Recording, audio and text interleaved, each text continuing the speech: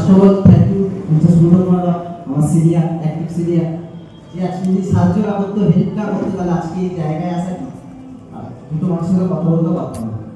এটা একমাত্র কোর্টগুলোতে প্লাস সিস্টেমগুলোতে আজকে এই জায়গায় আসা। আর ফার্স্ট অফ অল নেক্সট যে মানুষটাকে থ্যাঙ্কস জানাবো, যিনি আমাদের সকলের গুরু বা মেন্টর বা গাইডার, তিনি হচ্ছেন মিস্টার নবজ স্যার, যার গাইডে আজকে আমরা সেটা হচ্ছে কি, অনেকে এটা মনে করি না যে আমার মধ্যে অনেক কিছু খামতি আছে, কথা বলতে পারি না, মার্কেট বাসাতে গেলে ঠিকঠাক করে অ্যাটাচমেন্ট হতে পারি না, বা আপনারা হবে কি হবে না।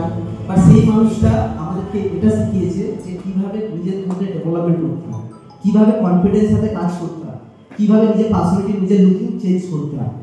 একমাত্র এই যে 4 বছর রানিং কমপ্লিট হচ্ছে এসবিটিএস, সেই মানুষটা কনফিডেন্স দেখিয়েছিল এবং আমরা সাথ দিয়েছিলাম। সেই মানুষটা আমাদের ছাতার মতো আমাদের কি বলে আমাদের উপরে ছিল। তার কারণে আজকে এসবিটিএস 4 নম্বর বছর কমপ্লিট করে এবং একটা হ্যান্ডসাম কি বলে অ্যাচিভমেন্ট, হ্যান্ডসাম যে পরিবেশ, এটা তৈরি করতে পেরেছে একমাত্র ওই মানুষের দুর্দান্ত। হয়তো আমরা সাপোর্ট করেছি, আমরা পাশে ছিলাম, ওই মানুষটাই না থাকতো একটা আমরা এখানে পাস করাতাম। এই ধরো ক্লাসে কিছু স্যাররা বা কিছু লিডাররা আমাদের অনেক কিছু ট্রেনিং দিয়েছে, আমিও পিছনে দাঁড়িয়েছিলাম। আমার মধ্যে একটাই প্রবলেম ছিল, কথা বলা। যত দেখবে মানে কি, যত লাস্টে কথাটা বলবো তত নার্ভাস হবে। কেন? আজ আমার কথা শোনা যাচ্ছে তো? ইয়েস। নো। কনফিডেন্সটা এসছে যে দুটো মানুষের কথা বলার জন্য মাইকটা লাগবে। শোনা যাচ্ছে তো? ইয়েস। হ্যাঁ, যেটা বলছি অ্যাকচুয়ালি কি হচ্ছে, আমরা একটা ট্রিপে এসেছি, যে ট্রিপটা আমাদেরকে অনেক কিছু শেখাচ্ছে এবং আমরা কেন বলতে শিখছি আমরা।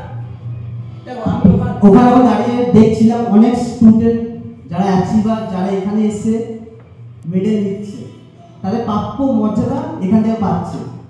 এটাও দেখেছি আমাদের অনেক বন্ধু বান্ধব, আমাদের অনেক আত্মীয় স্বজন, পরিচিত বন্ধু বান্ধব বা পরিচিত ছেলেমেয়েরা যারা আছে, তারা এখনো পর্যন্ত মার্কেটে এনজয় করে, এখনো পর্যন্ত মার্কেটে পার্টি করে, অনেক কিছু করে তো। বা তারা কখনো এই জায়গায় এসে সেই সম্মানটা পায়? নো। তারা কখনো এই জায়গায় এসে সিনিয়রকে সেই সাপোর্টটা পায়? নো। তারা কখনো এই কনফিডেন্সটা কার থেকে পায় যে আমি যে জায়গাটা পেয়েছি তোকেও সেই জায়গাটা আমি পাবো? নো। পাই কি? নো। তাহলে একমাত্র এই সিস্টেমের তুলনাতে এই ব্যাপারগুলো আমরা এখানে বুঝতে ভয় পাচ্ছি তো। ইয়েস। এই কারণে নিজেকে লাকি ফিল করতে হবে যে এসবিটিএস এর মতো একটা ভালো প্ল্যাটফর্ম পেয়েছি। তার সিস্টেমটাকে ফলো করতে হবে। ইয়েস। বাইরে থাক অসুবিধা নেই। এর থেকে আমরা কি শিখছি? সিস্টেমটাকে ফলো করতে হবে। ইয়েস।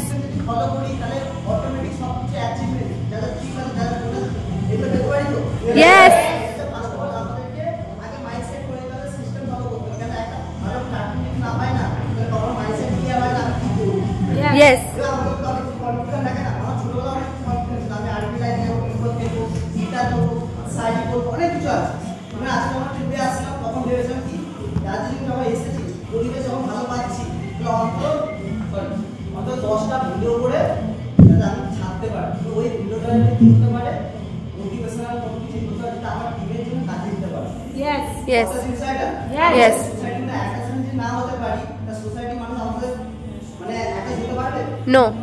মানুষ আমাকে চিনবে? নো। যেরকম সোসাইটি মানুষের মধ্যে অ্যাটাচমেন্ট হবে, তত আমার কি হবে? আশাও বাড়বে তো। ইয়েস। এটা তো মনে হবে যে এই মানুষটা বেকার হয়ে বসে আছে, এই মানুষটা দরকারটা ইনকাম করছে, এই স্টুডেন্টটা এখনো গ্র্যাজুয়েশন কমপ্লিট করার পর এখনো বেকার হয়ে বসে আছে, তাদেরকে তাহলে আমি একটা ভালো জায়গায় নিয়ে আসতে পারি। ইয়েস। যাতে তারা একটা ভালো প্ল্যাটফর্ম পেতে পারে। ইয়েস। প্ল্যাটফর্ম পাওয়ার পর আরেকটা জিনিসের দরকার লাগবে, যেটা অনেক স্যাররা ভুলে গেছে, এটা কি বলতো? ডেডিকেশন। আমি তাকে মেন্টর ভাবছি, আমি যার কথা বুঝতে পারছি আমার সাথে তার কমিউনিকেশন ম্যাচ খাচ্ছে, আমাকে তার মানুষটা আমি যখন কনফিউশন হয়ে পড়বো, আমি যখন নেগেটিভ হয়ে পড়বো, আমার মধ্যে যখন কনফিডেন্স লো হবে, ওই মানুষটাই একমাত্র আমাকে কি দেবে? সাপোর্ট দেবে যে আমি আছি, তুই কর, যা প্রবলেম যা দরকার আমি আছি, তুমি সাপোর্ট করে দেবে। ইয়েস। মনে হতে একটা জোর চলে আসে, ওই জোরটাই হচ্ছে আমাদেরকে কি আবার একটা জায়গায় একটা স্টেপ এগোতে সাহায্য করে। লাকিলি সিস্টেম পাচ্ছি, লাকিলি সিনিয়র পাচ্ছি, এই দুটো জিনিস যদি আমাদের লাইফে চলে আসে তাহলে আমাদেরকে তো আটকাতে পারবে? No. এই সিস্টেম কথা বলা শেখায় না, এটা বাই প্রোডাক্ট হয়। কেন? তোমার যে পরিশ্রম করার মেন্টালিটি থাকে না, আজকে তুমি পরিশ্রম করো, তোমার প্রত্যেকটা ব্যাড হ্যাবিট খামতিগুলো না ডে বাই ডে চেঞ্জ হয়ে যায়, যেটা আমার হয়েছে। আমি এখানে কত টাকা ইনকাম করেছি, কোন জায়গায় ঘুরতে গেছি, তার থেকে বড় জিনিস হচ্ছে কি বলতো, আমাকে এই সিস্টেম মানুষ বানিয়েছে। আমি ওই সিস্টেম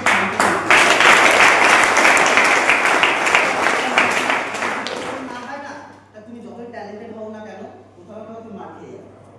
এবার তোমার খামতি যদি তুমি না নিজে বুঝতে পারো, তাহলে তুমি কখন চেঞ্জ করতে পারবে? No.